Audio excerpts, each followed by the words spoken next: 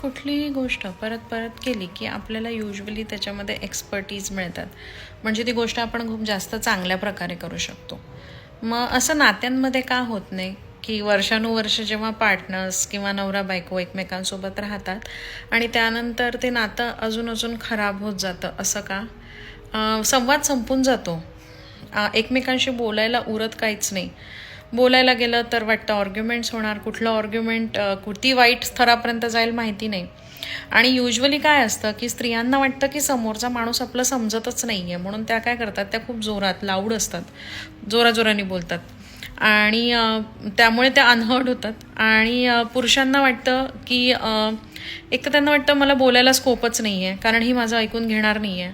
त्यांचा आवाज वाढला की ऑलरेडी यांचा शटडाऊन सिस्टम चालू होऊन जातं आणि पुरुष ते बोलायचं टाळतात.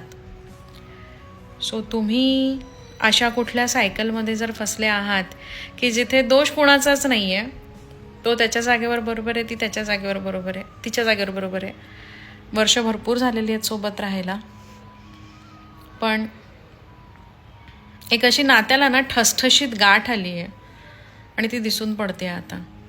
सो ती गाठ सोडवायला किंवा अदृश्य करायला मी नक्कीच तुमची हेल्प करू शकते.